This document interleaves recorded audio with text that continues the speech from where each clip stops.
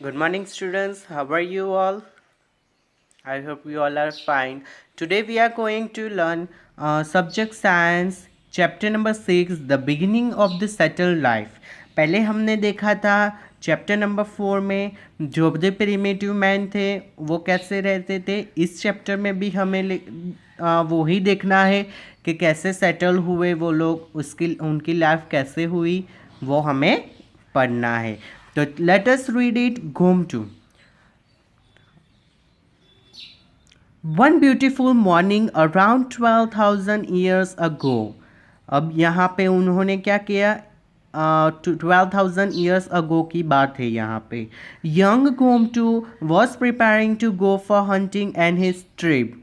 जो भी वो गोमटू है और जो भी उन्हें पार्टनर है वो सभी लोग कहाँ जा रहे थे, हंटिंग के लिए। He was very enthusiastic and have had prepared a weapon by tying a sharp stone to a stick।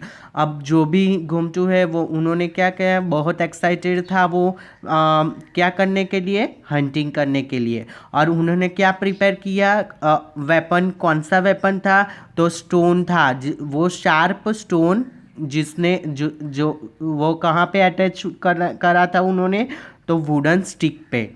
His good champion Golu, the dog was also going with him। अब जो भी उनका चैंपियन है उसका गोलू, वो dog है, वो क्या कर उनके साथ जा रहा है। And so he felt safe and secure. वो इसके कारण उसको क्या होता है, सिक्योर होता है, वो सेफ होता है उसके कारण। Gomtu trips had to wander every day for hunting। वो रोज भी वो हंटिंग के लिए जाता था। They did not have a permanent home. उनको परमानेंट घर नहीं होता था, एक ही घर में नहीं रहता था, एक ही जगह पे नहीं रहता था। वो डिफरेंट डिफरेंट डिफरेंट टाइप्स में, डिफरेंट डिफरेंट प्लेसेस में रहता था वो। The residency change with the change in season. जैसे जैसे सीजन चेंज होती रहती है, समर हो, मानसून हो, विंटर हो, वैसे वैसे वो अपने प्लेस भी चेंज करते रहते थे। They stayed in caves, cook the meat of animals on fire and eat it together. अब वो कहाँ पे रहते थे, केव्स में रहते थे। केव्स यानी यहाँ पे पिक्चर में दिखाई देता है, ये केव्स है जो जो वो लोग रहते हैं, जो वहाँ पे रहते थे लोग।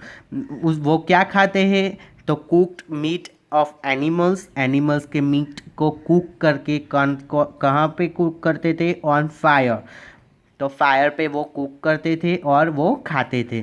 दे protect themselves from wild animals and help of fire. वो वाइल्ड एनिमल्स से कैसे बचते थे, तो वो फायर से बचते थे। जैसे वो फायर ऑन करते थे, जैसे वो फायर लगाते थे, वो वाइल्ड एनिमल्स बीते थे उससे।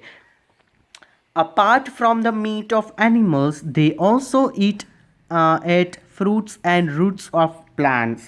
वो एनिमल्स ही नहीं खाते थे, मीट ऑफ एनिमल्स ही नहीं खाते थे, पर वो क्या कौन कौन सी चीज़ खाते थे, fruit and roots of plants. जो भी प्लांट्स होते हैं उसके रूट और फ्रूट खाते थे। They wonder mainly in research of food. They were wondering that, उन्होंने रिसर्च, उन्हें सर्च किया, उन्होंने क्या किया, सर्च किया फूड को। Okay.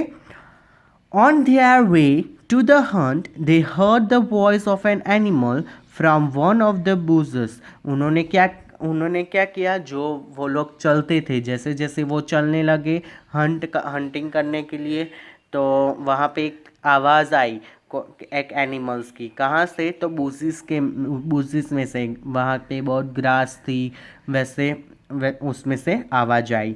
They threw a big stone at the bush. अब उन्होंने क्या किया, एक पत्थर लिया और उसको फेंका। Which survive wondered the animal. उसको सर्वाइव करने के लिए एनिमल से। The beast try to run away. जब जो भी बीस्ट था वो रन अवे करने लगा। ही ट्राइड, वो रन अवे नहीं करा, पर उन्होंने ट्राई किया रन करने का। But the entire group attacked and kill it. जो उनके साथ गुमटू के साथ जो भी लोग थे, उन्होंने क्या किया, एक ग्रुप बनाया और गोल किया और उन्होंने क्या किया, मार दिया उसको। Luckily it was a big animal, वो बहुत बड़ा एनिमल था। And the entire group could have a feast, अब पूरे ग्रुप को खाना मिल गया। तो उसमें इसमें गुमटू ने यहाँ किया कहा गया है। अब thousands years later, one morning in a small village, Joma was sitting outside her hunt. अब जोमा है यहाँ पे दूसरी दूसरी 1000 years के बाद की बात की गई है। तो यहाँ पे क्या की कहा गया है, जोमा है। तो जोमा कहाँ पर बैठी है, बाहर, हट के बाहर बैठी है। She made fire using wood from warming the food. उन्होंने गरम के खाना खाने को गर्म करने के लिए क्या किया, वुड को जलाया जिससे खाना पके। It was a pleasant morning and the entire village was very active. अब जो भी अब सुबह हो गई तो एंटायर विलेज एक्टिव हो गया, वो अपने अपने काम करने लगे। The women were milking cows and goats in the country yard. यहाँ पे पिक्चर में आप देख सकते हैं एक वुमेन्स वो गाय से मिल्क निकालती है। Some man were sharpening their agriculture tools like the sickles as they would soon need them to cut the crop in the field. अब यहाँ पे कहते हैं कि कई लोगों जो भी एग्रीकल्चर टूल्स बनाए स्टोन से वो शार्पिंग कर रहे, उसकी धार निकालते हैं। Some were making clay pots and baking them in the sun. अब कई लोगों क्या करते थे, पॉट बनाते थे और पॉट को क्या करते हैं, सन में रख देते जिससे वो बेक हो जाए। जोमूस brother डिकू was busy driving away the birds which came to eat the ripe crop। अब जो भी राइपन क्रॉप होते हैं उससे बचाने के लिए, वो क्रॉप को बचाने के लिए डीकू, अब कौन है डीकू, तो जोमूस का भाई है डीकू। वो क्या कर रहा है, वो भगाता है जो भी बर्ड्स आते हैं वो खा जाएंगे राइप क्रॉप्स को, वो भगाता है। Some people were taking the goats to graze. अब कई लोगों तो गोट्स को लेकर बाहर जाते हैं ग्रासिंग कराने के लिए। Jomu's hut was the hub of all activities of the tribe because her father was a leader of the village। और उनके पिता क्या थे, लीडर थे उस विलेज के। A lady called for Joma and took her along to wash the cattle।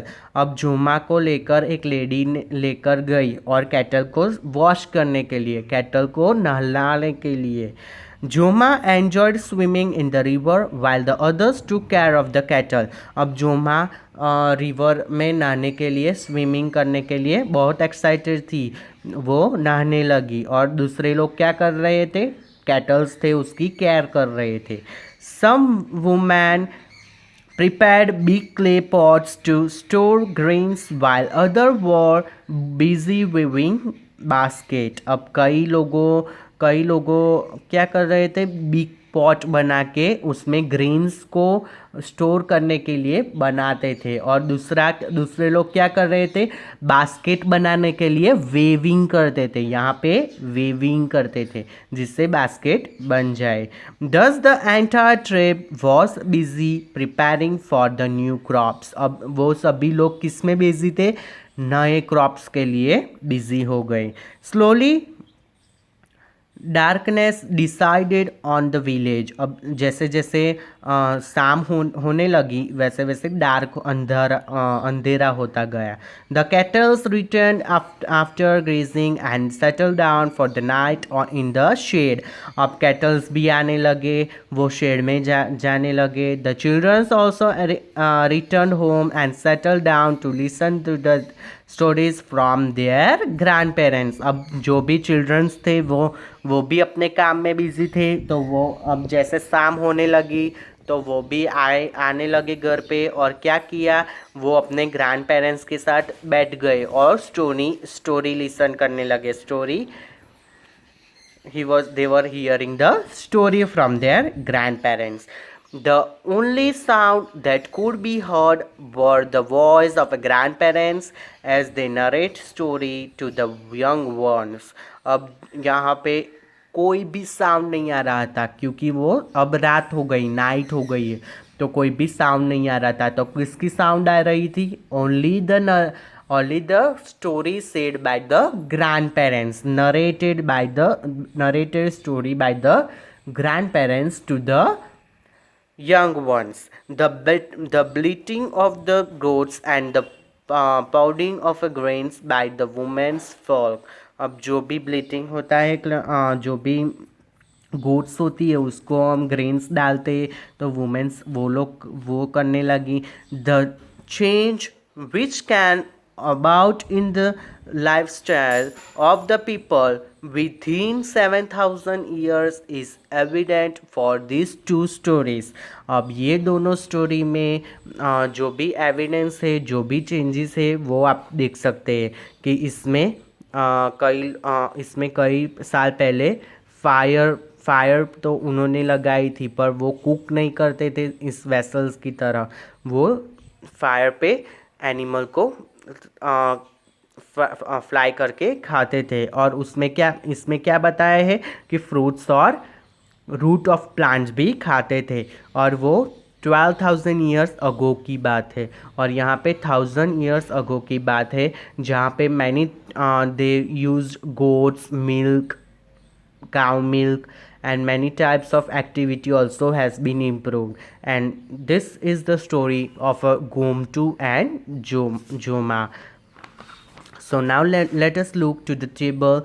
This table you have to write down in your textbook according to the times of Gumtu and Joma, what they eat, what was the activity, what are the tools made up of, domesticated animals, and present time, जो भी अभी जो भी tools किससे बनते हैं, जो भी एक्टिविटी वो अब हम करते हैं, जो भी फूड अब हम खाते हैं, और डोमेस्टिकेटेड एनिमल्स जो भी होते हैं वो भी हमें यहाँ पे लिखना है। So you have to try this table and thank you.